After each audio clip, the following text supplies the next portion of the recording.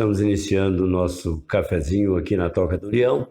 Obrigado por estarem conosco e sejam bem-vindos a esse cafezinho gostoso que nós estamos colocando aqui bem quentinho, um café sem qualquer adoçante, sem qualquer açúcar, um bolinho, alguns biscoitinhos, um pãozinho, rosquinha. E o que você tiver aí na tua casa, na sua mesa, deguste conosco nesse momento. Se você for inscrito, acione e ative o seu sininho para receber as notificações do canal. Se não for inscrito, dê-nos o prazer de se inscrever e se ao final achar que o trabalho vale a pena, dê-nos o seu like, que será muito importante. Então, começamos com um cafezinho gostoso e o nosso assunto de hoje é Assim é se lhe parece. Vamos ao tema.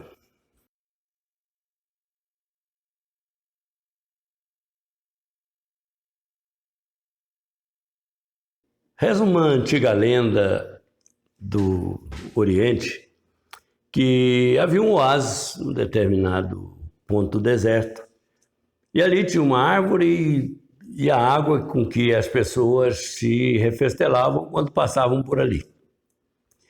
E havia ali um ancião sentado numa pedra debaixo daquele arbusto, recebendo a bênção da sombra e ali ao lado do oásis.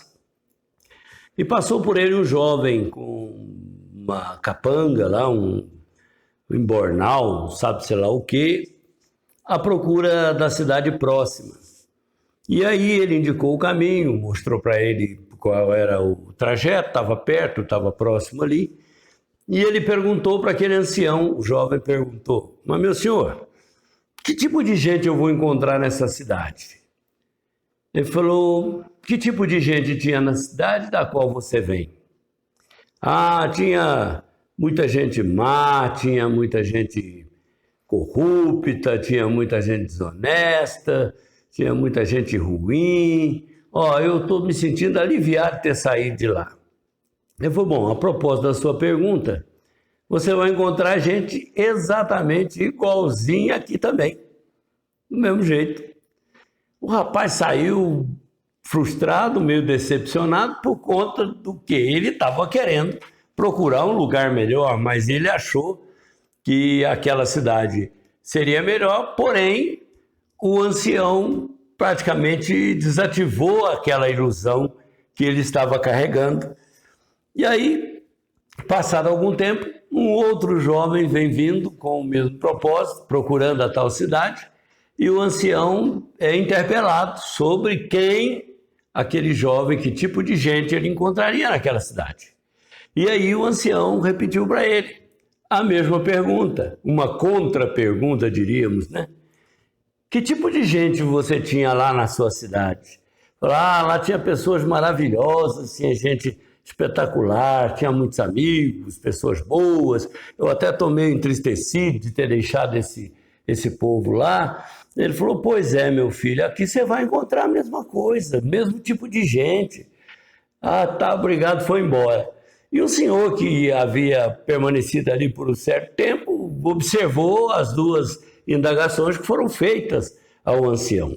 E aí disse: mas como é que o senhor pode dar respostas tão diferentes, diametralmente opostas, para a mesma pergunta? Qual é a lógica disso tudo?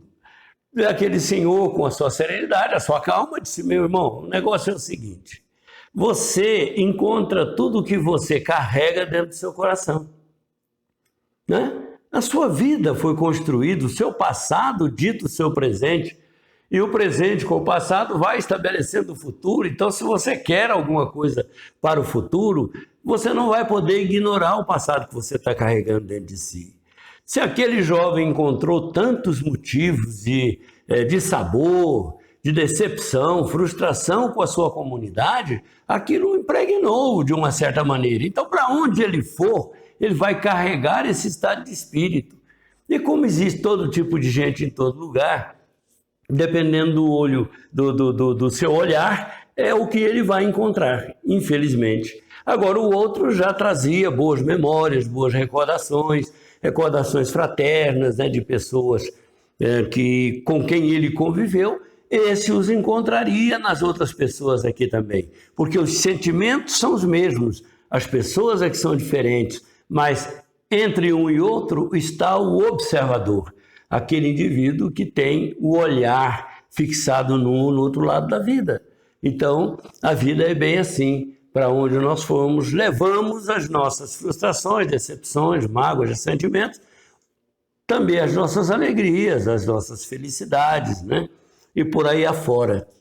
Então, eu me lembrei de uma frase de Eclesiastes, não me falha a memória, que diz mais ou menos isto, né? Se você pensa, logo isto é, ou assim é se lhe parece. E isso porque nós é que somos os julgadores, nós somos os juízes, nós somos os que fazem a análise e a avaliação de cada aspecto da vida social, cada aspecto do caráter das pessoas, assim como também somos observados, analisados, avaliados, julgados e até aceitos ou repudiados por causa das nossas peculiaridades existenciais. Então, nós é que colocamos valor em cada coisa. O nosso olhar é que estabelece isso.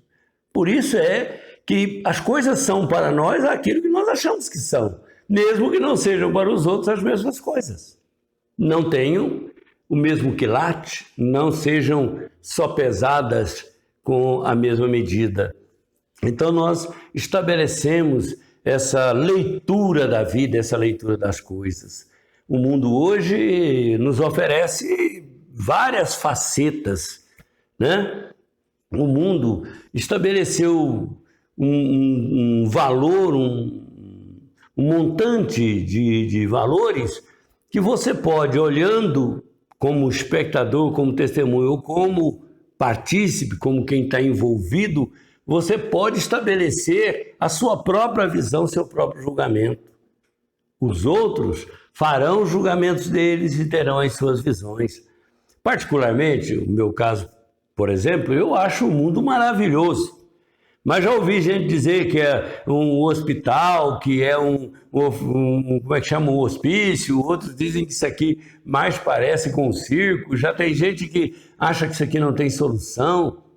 Um amigo meu me disse certa vez, olha, está tão confuso que eu acho que nem Deus está entendendo o que está acontecendo. O que você acha? Aí eu falei, eu não acho nada, eu só penso que Deus não fez nada para a gente entender de imediato, porque não temos esse alcance para entender a obra de Deus na sua essência. É muita sabedoria, é muita grandeza, é inteligência demais para a nossa pequena inteligência, para a nossa diminuta expressão mental, psicológica, emocional. Falei, então, nós não vamos entender tudo. Como é que nós vamos entender a dinâmica dos ventos, a dinâmica dos tempos?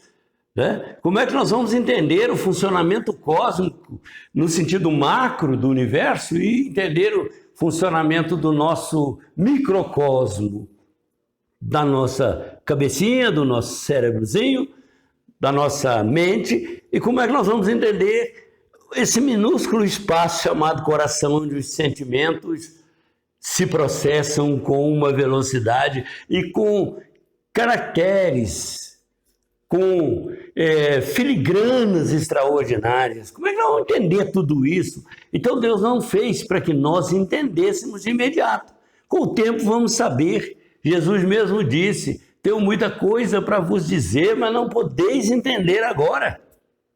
Porém, vou pedir ao meu Pai e Ele vai vos enviar um Consolador, vai ficar convosco eternamente, vai vos dizer tudo o que eu tinha para dizer e vai vos fazer lembrar de tudo que eu já vos tenho dito. Então, Jesus já havia dado a senha. Não, Deus não fez para a gente entender, Ele fez para funcionar. E está meio bagunçado, como diria aquele locutor sertanejo, mas tem gerência. A Terra vive um aspecto entrópico, meio desarrumado, as coisas parecem que estão fora do lugar, mas tudo funciona do lado da criação de Deus, do lado da sabedoria divina, funciona perfeitamente tudo. O que não funciona muitas vezes é o nosso lado, quando a gente entra em cena, quando a gente põe a mão, quando a gente põe as ambições, os interesses, quando a gente deixa falar mais alto o egoísmo, o orgulho, quando nós deixamos o lado mais sombrio da nossa personalidade se manifestar em detrimento do lado mais luminoso dos nossos valores. Então, quando nós expressamos o melhor de nós, o mundo se ilumina, as coisas se encaixam como um imenso mosaico de peças variadas que nós vamos encaixando perfeitamente, dando sentido a tudo. Tem peças fora do lugar? Tem. Mas se elas não forem daquele lugar, não encaixarão. Então nós estamos diante desse desafio de melhorar o nosso olhar sobre a vida, de dar uma depuração nesse olhar vicioso, nesse olhar concupiscente, nesse olhar invejoso, no olhar de pilhagem, de inveja, esse olhar que estabelece um desejo e às vezes até uma ambição sobre o patrimônio alheio, sobre o que pertence aos outros, sejam patrimônios físicos, materiais e patrimônios afetivos, emocionais e morais. Então nós estamos chegando a um ponto que a vida está nos desafiando. Era exatamente aquilo que o ancião disse aos dois jovens. A mesma resposta para uma questão tão controversa. O que você vai encontrar na vida? O que você estiver carregando dentro de você. Infelizmente tem gente que carrega maldade, carrega ambição desmesurada, tem gente que carrega o espírito da pilhagem, né?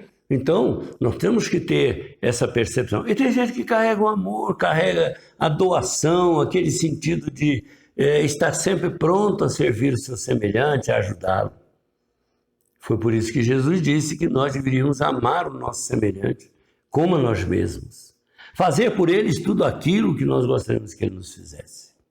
Então, essa entrega espiritual que nós fazemos no bem, onde estivermos, expressará por nós o que vai dentro de nós. E irá encontrar o semelhante no ambiente em que estivermos. O inverso também é verdadeiro.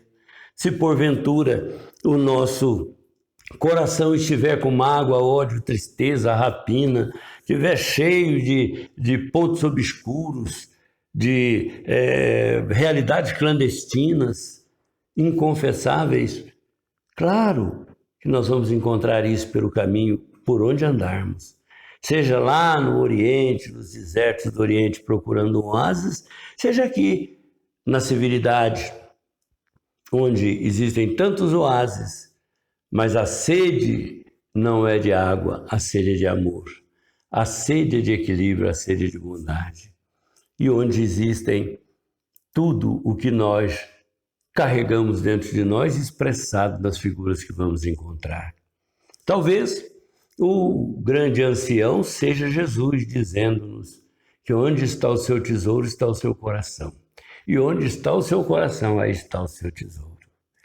Então, nas palavras de Jesus, sintetizamos a experiência do ancião, dos dois jovens em busca de horizontes novos, carregando dentro de si velhas matrizes.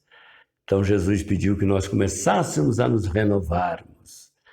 E o apóstolo Paulo, interpretando aquilo que Jesus disse, tendes ouvido o que vos foi dito, ou tendes ouvido o que disseram os antigos. Eu, porém, vos digo, ama o teu próximo como a ti mesmo. Perdoa quem te persegue.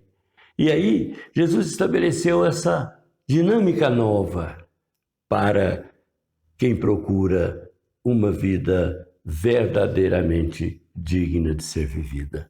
E o apóstolo Paulo nos diz: iniciai a vossa renovação pelo vosso modo de pensar.